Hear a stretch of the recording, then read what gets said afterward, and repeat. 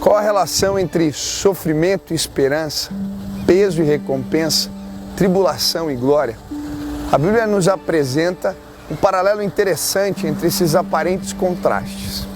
Tribulação na Bíblia significa alguém sobrecarregado, ou que carrega fardos pesados.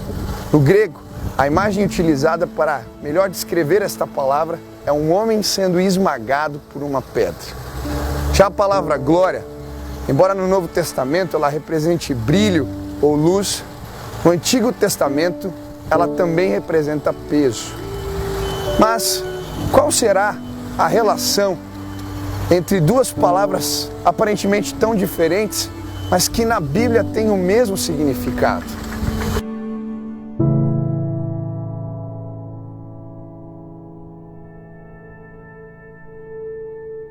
Todos nós, em algum momento da vida, fazemos esta pergunta sobre por que as tribulações existem, por que as coisas não dão certo, por que a injustiça prevalece, por que o ímpio prospera.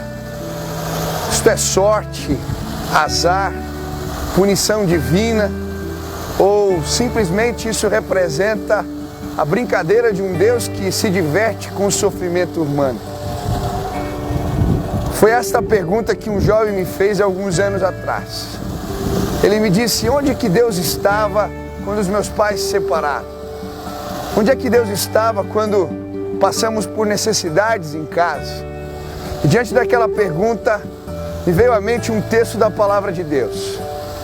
A Bíblia diz em 2 Coríntios, capítulo 4, versículo 7, temos, porém, este tesouro em vaso de barro, para que a excelência do poder seja de Deus e não de nós. Em tudo somos atribulados, mas não angustiados, perplexos, mas não desanimados, perseguidos, mas não desamparados, abatidos, porém não destruídos, levando sempre o morrer de Cristo em nosso corpo, para que também a sua vida se manifeste em nosso próprio corpo. Diante deste versículo eu disse para aquele jovem: Deus estava presente quando você estava sofrendo. Deus estava presente quando você não passou naquela prova. Deus estava presente quando seus pais se separaram. Deus estava presente quando você passou necessidades. Deus estava presente quando você chorou, passou mal, ficou doente. Deus está sempre presente. Mas a conclusão desse texto é ainda mais surpreendente. O apóstolo Paulo, homem que já havia sofrido diversas tribulações, havia sido apedrejado, preso inúmeras vezes, torturado, vai dizer: as nossas leves e momentâneas tribulações produzem a nós eterno peso de glória. Preste atenção, as nossas leves e momentâneas tribulações produzem a nós eterno peso de glória.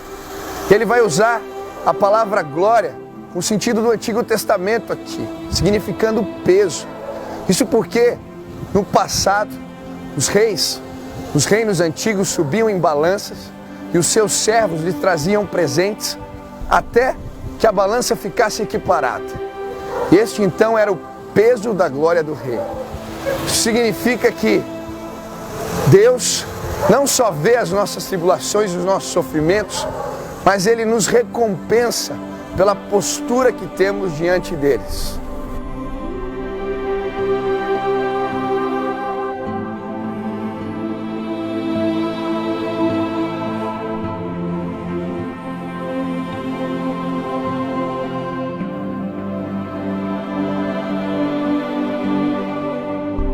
Eu creio que existe uma grande balança nos céus e cada sofrimento nosso é depositado nessa balança. Cada tribulação, cada dor, cada lágrima, quando nós sofremos e nos mantemos fiéis, todo peso é colocado sobre a balança que está nos céus. Porque a Bíblia vai nos ensinar que os nossos pesos, as nossas dificuldades vão se transformar em peso de glória. É por isso, na perspectiva da eternidade, que as nossas dificuldades se transformam em leves e momentâneas.